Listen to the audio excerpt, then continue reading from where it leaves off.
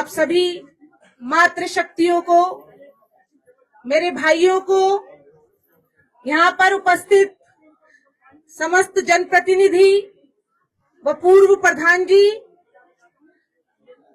ओम गोपाल भाई जी, सरदार सिंह कुंडील जी, विकास रेयाल जी, आप सभी लोगों का जल जीवन मिशन की घोटाले से इस लड़ाई को लड़ने के लिए आप सभी का धन्यवाद व स्वागत करती हूं और चाहूंगी कि आज हमारे बीच में जल संस्थान के जो कर्मचारी हमारे बीच में आए हैं वो यहाँ पर आ जाएं और जो जल निगम से हैं वे भी आ जाएं।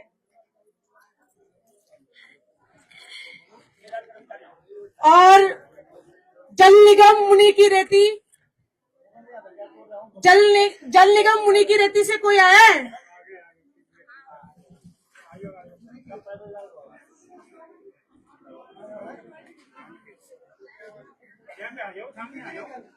आ जाओ भाई।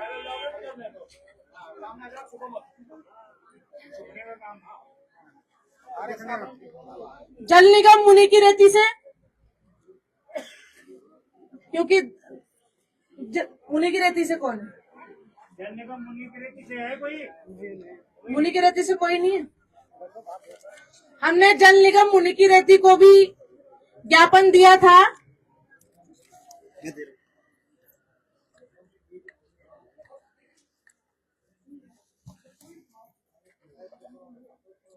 जल निगम मुनि की रेती को भी ज्ञापन दिया था, वो यहाँ पर नहीं पहुंचे हैं। मैं सबसे पहले उन बिंदुओं पे बात करना चाहूंगी जिसके चलते हमने 2 तारीख को एक प्रेस वार्ता की थी, जिसमें हमने जो भी इस भ्रष्टाचार के जुड़े हुए तथ्य हैं उनको प्रेस के सामने व जनता के सामने रखने का काम किया था और आज आपके सामने भी वो बात रखना चाहते हैं कि किस तरीके से जल जीवन मिशन के तहत एक बहुत बड़ा जो घोटाला है उसकी बू आ रही है। ये योजना 33 करोड़ कुछ रुपए की थी और जिसका शिलान्यास माननीय मंत्री जी और क्षेत्र के विधायक सुबोध उनियाल जी ने किया था। और मैं ये देख रही थी कि बड़े सारे जनप्रतिनिधि लोग उनको माला पहना रहे थे जब वो ये शिलान्यास कर रहे थे और उन्होंने अपने भाषण में कहा था कि 1.5 साल के अंदर जल जीवन मिशन का जो कार्य है वो पूर्ण होने का काम करेगा। नेताजी ने माला तो पहन ली परंतु पानी देना भूल गए। शिलान्यास तो कर लिया पर उन पैसों का क्या, जो घोटाले के भेद चढ़ गए। कैसे चढ़े? जल निगम के एई साहब भी हमारे साथ हैं। अगर एक्शन साहब होते तो ज्यादा अच्छा था, उनसे ये सवाल जवाब करते। मैं ये जानना चाहती हूं कि पूरे नरेंद्र नगर विधानसभा और देवप्रयाग ब्लॉक दोनों मिला के पूरे 100% जो आप लोगों ने ये स्टेटस दिया है कि हर घर जल पहुंचाने का काम हमने कर दिया है, वो कैसे किया ये मैं जानना चाहती हूँ। यहाँ पे तमाम भरपूर पट्टी से, दोगी पट्टी से लोग यहाँ पे पहुंचे हैं अपनी समस्याओं को लेके, जिसमें जो गांव हैं कुर्म, चिलपड़, टोली बछेली, सिंसवाड़ा, बमाणा, खरसाड़ी, डोबरी, सौर, मंजियाड़ी दोगी पट्टी से, नोडू, जमोला, घिगुड़, बैराई गांव, क्यारा, मठियाली और पालकोट से कैंसूर, इन जगहों पर भारी किल्लत है। और अभी मंजियारी के प्रधान जी भी हमारे साथ आए थे, पर चूंकि अभी नहीं दिखाई दे रहे, तो सभी जगह से, सभी गांव से कोई ना कोई लोग यहाँ पर पहुंचे हैं और ये बता रहे हैं कि हमारे गांव में 100% जल तो क्या, कहीं ना कहीं टंकी भी नहीं बनी है। जैसे कि डोबरी गांव में टंकी का निर्माण नहीं हुआ।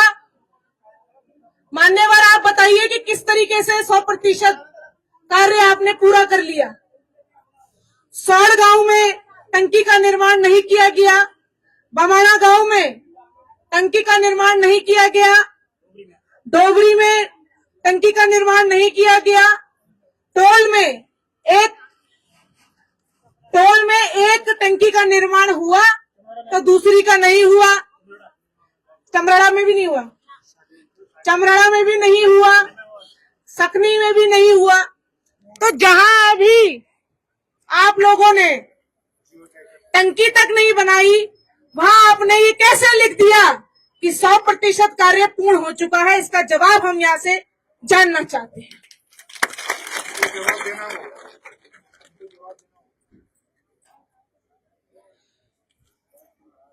दूसरा सवाल, आपने कुछ जगह पाइपों का काम पूरा कर लिया है, जिसके लिए आप बधाई के पात्र हैं, परंतु कुछ गांव में, जैसे तोली से अभी मुझे एक संदेश आया है कि आपने वहां 20 नल, जो फेज फर्स्ट का काम था, वो भी अभी नहीं हुआ है। और कुर्न, तोली जैसे गांव में आपने पूरा काम कर लिया लगभग, पर डिस्ट्रीब्यूशन रह रहा है। तो ये बहुत ही दुर्भाग्यपूर्ण है कि कहीं भी आपके पूरे कार्य नहीं हुए और आपने ये स्टेटस डाल दिया कि 100% जल आप पूरे गांव में दे चुके हैं। और जब हम आपके बीच में जाते हैं तो आपके एक्शन साहब कहते हैं कि हमारे पास बजट की कमी है, जिसके चलते हम कार्य पूरा नहीं कर सकते। और साथ में ये भी बताया कि 80% कार्य हमने पूरा कर लिया है। और वहीं जिले के डिस्ट्रिक्ट मजिस्ट्रेट डीएम साहब, जिन्हें हम न्याय की मूर्ति मानते हैं और ये समझते हैं कि यदि कोई भी छोटा बड़ा अधिकारी भ्रष्टाचार करे तो डीएम साहब हमारे साथ न्याय करने का काम करेंगे, वह डीएम साहब कह रहे हैं कि आप 31 अप्रैल तक, अप्रैल लिखा है ना उसमें, 31 अप्रैल तक हर घर जल मिशन का कार्य पूरा करने का काम करें। तो मान्यवर, मैं ये जानना चाहती हूं कि आप तीनों लोग अलग अलग बात क्यों कर रहे हैं? आप कागजों में तो कहते हैं कि 100% कार्य हो गया, जब आपके पास जाते हैं तो आप कहते हैं 80% हो गया, परंतु आगे करने के लिए बजट नहीं है। और आपके डीएम साहब कहते हैं कि जी अप्रैल तक आप पूरा कार्य कर दीजिए। शुरू में जब ये जल जीवन मिशन, माननीय आदरणीय मोदी जी, जिन्होंने ये सपना दिखाया कि जहां अभी दुर्गम गांव तक पानी नहीं पहुंचा, वहां पानी पहुंचाने का काम करेंगे, और जिन गांवों में पानी नहीं आ रहा उन लोगों के लिए ये वरदान साबित होना चाहिए था। परंतु आपके कुकर्मों के चलते, आपके भ्रष्टाचार के चलते आज ये अभिशाप बन चुका है।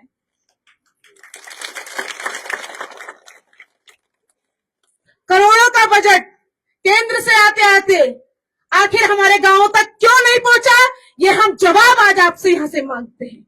ये प्रश्न खड़ा होता है आप पर गांव से, क्योंकि मैं भी निवर्तमान प्रधान और मेरे साथ प्रधान साथी यहाँ पर खड़े हैं। हर गांव से आपने प्रस्ताव लिया था, जिस प्रस्ताव के तहत ये तय हुआ था कि जो भी रखरखाव की जो संस्था थी और जो निर्माण की संस्था थी वो गांव में गठित हुई थी और हमारी जल समितियों के द्वारा ये कार्य होना था। आखिर ऐसा क्या हुआ? रातों रात किसका फरमान जारी हुआ जो आपने कार्यदायी संस्था जल निगम, जल संस्थान और सिंचाई विभाग को बना दिया? ये जवाब मैं आपसे मांगना चाहती हूँ कि आखिर ऐसा क्या हुआ जो आपने हमारे लोगों के साथ छल कपट किया और प्रधानों के प्रस्ताव की अनदेखी करी। बड़ी शर्म की बात है। आपके अंदर किसी भी चीज का भय नहीं। आपको ये भय नहीं कि हम कागज में क्या लिख रहे हैं। आपको ये भय नहीं कि प्रस्ताव क्या आया था और हम क्या कर रहे हैं। आखिर इतना साहस आपके पास कहां से आ रहा है और कौन है जो आपको संरक्षण दे रहा है, ये मैं जानना चाहती हूँ।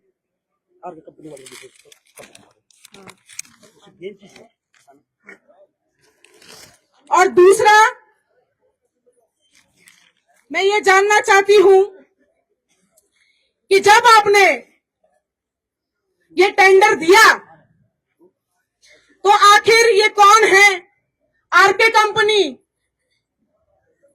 किसकी सगी है? ये किसकी रिश्तेदार है? ये जल निगम की, जल संस्थान की या फिर विधायक की? ये आरके कंपनी अचानक से आपने गांव वालों के सर पर बैठा दिया और ये आरके कंपनी अपने आप को कह रही है जी हम तो दिवालिया हैं, हम तो, हमारे पास बजट ही नहीं है, हम आपका काम कर ही नहीं सकते। मैं आरके कंपनी वालों से भी पूछना चाहती हूँ आपके माध्यम से कि जब उनकी ठेकेदारी करने की हैसियत ही नहीं थी तो उन्होंने इतना बड़ा 33 करोड़ का ठेका लिया ही क्यों?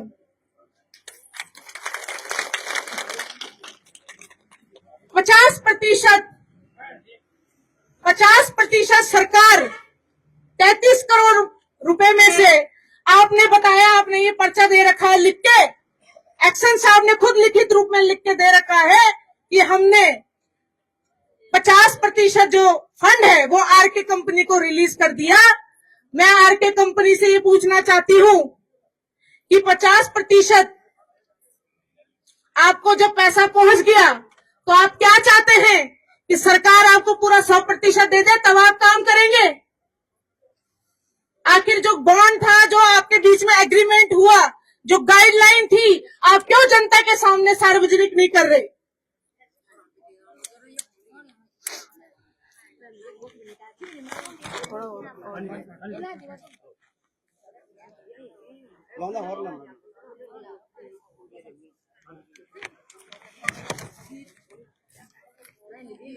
आरके कंपनी कहाँ की है ये हम नहीं जानते। सभी लोग अपना अपना रोना रो रहे हैं, विभाग अपना रोना रो रहा है,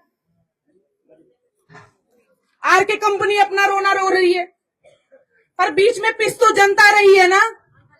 आखिर इतना बड़ा जो तंत्र है, नीचे से लेकर डीएम तक, एक वार्ड मेंबर से लेकर प्रधानमंत्री तक, ये इतना बड़ा जो तंत्र है लोकतंत्र का, प्रजा की सेवा करने का, आखिर इसका क्या काम जब हम लोगों को आज भी सड़कों पर बैठना पड़े? आपने हमारे जो स्रोत है गांव में उसकी क्यों अनदेखी करी? जबकि प्रस्ताव के तहत आपको जो है पंपिंग स्रोतों से करनी थी, आपने उठा के गधेरे से कर दी ताकि आप लंबा भ्रष्टाचार कर सके। मैं ये पूछना चाहती हूँ कि इस भ्रष्टाचार में लिप्त सारे अधिकारी, मंत्री ये बताएं कि किसको कितने करोड़ रुपए मिले हैं।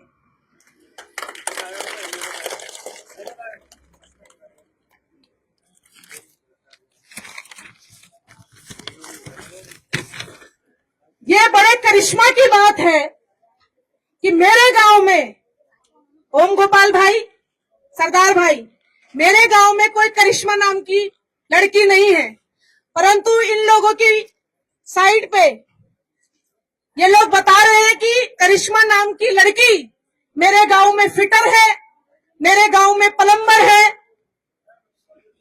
और टेक्नीशियन है।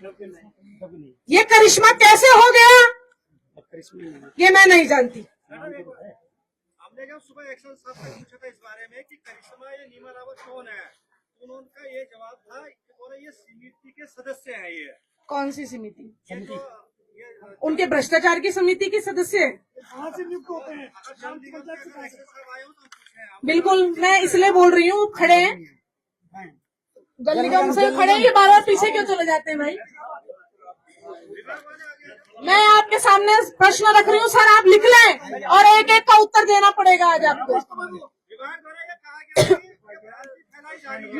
मैं पूरा बता दूं, उसके बाद आप एक एक करके नोट कर लो। ठीक उसी तरीके से डोबरी गांव में कोई भानु राणा करके कोई नहीं रहता, और बमाणा गांव में कोई सरोज देवराड़ी कोई रहता ही नहीं है, और उनके यहाँ पलम्बर नियुक्त कर दिया। इसी तरीके तोली में भी इस तरीके से कर रखा है, और सिमसाड़ा में तो प्रधान जी ने किसी का नाम भी नहीं दिया, तो प्रधान जी को इन्होंने फिटर बना दिया, उन्हीं को प्लम्बर बना दिया, उन्हीं को टेक्नीशियन बना दिया।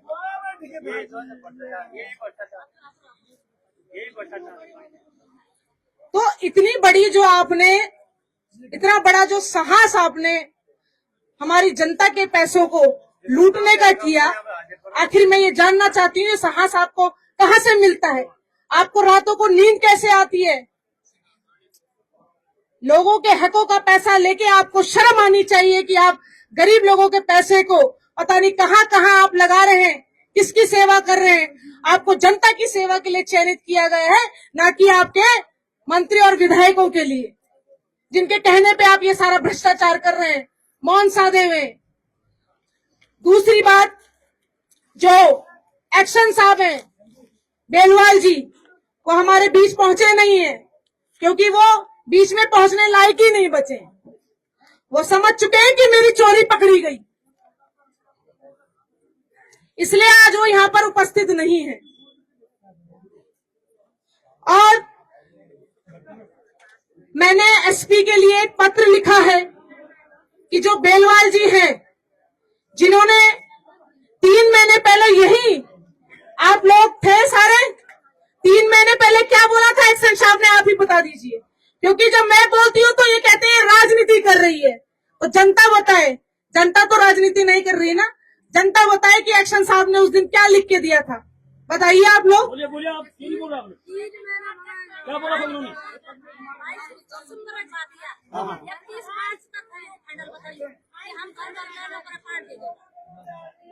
इतनी बड़ी जनता के सामने बेलवाल जी ने लिख दिया, और जब बेलवाल जी से पूछा गया कि आपने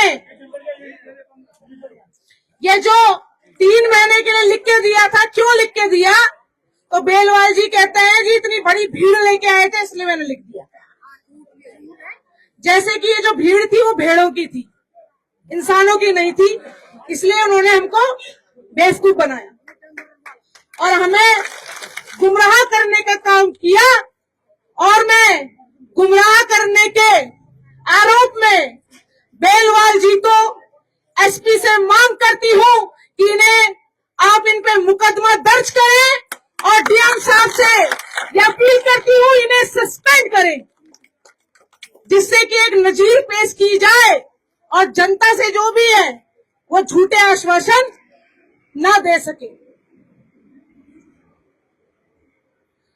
तो आज मैं समस्त लोगों के सामने और यहाँ पर पहुंचे पूर्व विधायक जी, सरदार भाई और मेरे प्रधान साथी और समस्त जनप्रतिनिधि, मेरी माताएं बहनें, मैं ये ऐलान करती हूँ कि जब तक हमारी मांगों को नहीं माना गया, मैं भूख हड़ताल पर बैठूंगी, अन्न का त्याग करूंगी। जब तक मैंने ये ऐलान किया है, प्रेस वार्ता में भी ये ऐलान कर चुकी हूँ कि आज दिनांक 5 तारीख से मैं भूख हड़ताल पर बैठूंगी, जब तक डिस्ट्रिक्ट के मजिस्ट्रेट साहब हमारे बीच में आके जवाब नहीं देते और हमारी मांगों को नहीं मान लेते, मैं यहाँ से नहीं उठूंगी, आखिरी सांस तक लड़ती रहूंगी, पर हार नहीं मानूंगी। और आप लोगों से यही चाहती हूँ कि आप लोग रोजाना दोगुनी संख्या में यहाँ पर आए और इन लोगों को अपनी एकता से ये बताने का प्रयास करें कि हम एक हैं, तो आप हमारा 1 रुपया भी नहीं खा सकते, और खा लिया तो हम उल्टी कराना बहुत अच्छे से जानते हैं, उल्टी कराएंगे, परंतु हमारा जो पैसा आपने खा लिया है उसको बाहर निकलवाने का काम करेंगे। और यदि हम लोग अभी भी एक नहीं हुए, एकजुट नहीं हुए, तो समझ लीजिएगा कि जो जल संकट भारत पर मंडरा रहा है, 2030 जो नीति आयोग की रिपोर्ट कहती है कि 2030 में कई राज्य ऐसे होंगे जिनमें जल पूरी तरीके से समाप्त हो जाएगा, जिसमें एक राज्य बेंगलुरु है, जिसमें सरकार ने ये डिक्लेयर कर दिया है कि बेंगलुरु में जल जो है पूरी तरीके से समाप्त हो चुका है। और विश्व में दक्षिण अफ्रीका के केप टाउन में जल पूरी तरीके से समाप्त हो चुका है। परंतु मैं बहुत सौभाग्यशाली हूं कि हमें मां गंगा का आशीर्वाद प्राप्त है। हमारे यहाँ भरपूर पानी है, परंतु भरपूर में पानी नहीं, दोगी में पानी नहीं है। मां गंगा हमारे बगल से बह रही है, परंतु ये ऐसा अभिशाप इन लोगों ने हमारे ऊपर लगाया है कि हमारी मां गंगा को हमारे गांव तक नहीं पहुंचा पा रही। इसलिए मां गंगा को अपने गांव तक पहुंचाना होगा साथियों। एकजुटता से हम अपनी मां गंगा को अपने गांव में लाके दिखाएंगे। यदि आप एक रहे, रोज यहाँ पर टिके रहे, तो जरूर मुझे पूरी उम्मीद है ऊपर वाले के घर में देर है पर अंधेर नहीं है। गौरा देवी जी की तस्वीर आज सिर्फ इसलिए नहीं है कि हम इनके ऊपर माला पहना के सिर्फ ये दिखाना चाहते हैं कि हम गौरा देवी जी को कितना पूज रहे हैं। हम साथ में ये भी दिखाना चाह रहे हैं कि हम में से हर कोई गौरा देवी बनने का काम करेगी। आज जब दोबारा हमारे गांव पे संकट आ चुका है, भाई ओम गोपाल भाई हमारे बीच में है, राज्य आंदोलनकारी रहे, उनको पता है कि किस तरीके से ये राज्य हमको मिला है। पर आज राज्य में दोबारा संकट पैदा हो गया है, तो यही महिलाएं गौरा देवी बनके अपने इस भ्रष्टाचार से सरकार के खिलाफ लड़ने का काम करेगी। दोबारा से अपने जयचंदों से अपने राज्य को छीनने का काम करेगी। अपनी शक्ति को पहचानने का काम करें।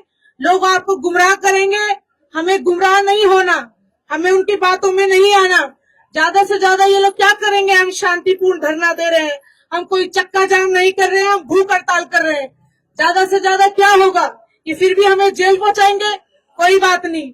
मैं इनको कहना चाहती हूँ, दम है कितना दमन में तेरे, देख लिया है देखेंगे, जगह है कितनी जेल में तेरी, देख लिया है देखेंगे।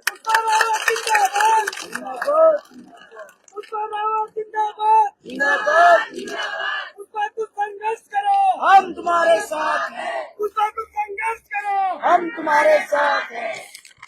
तो साथियों, हमको अपने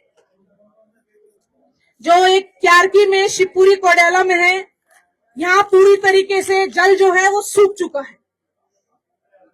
और ये सब अत्याधिक जो दोहन के वजह से हुआ है। रेलवे की जो टनल आई है उसने बहुत से स्रोतों को सुखाने का काम किया है। दोगी पट्टी से हमारे बीच में है, ये बहुत अच्छे से जानते हैं इस बात को।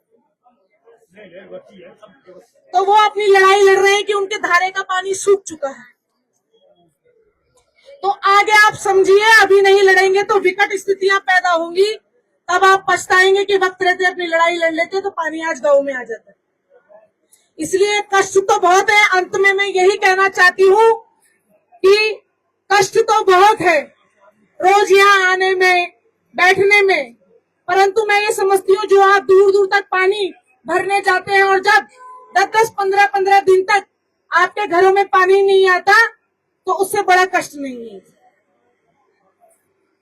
इसलिए कष्ट आपको करना पड़ेगा थोड़ा और आपके इस कष्टों से जरूर जो है एक अमृत मंथन निकलने का काम होगा, ऐसी मैं उम्मीद करती हूँ। और अंत में मैं ये कहना चाहती हूँ कि जल संस्थान से हमारे बीच में रतूड़ी जी भी हैं, और रतूड़ी जी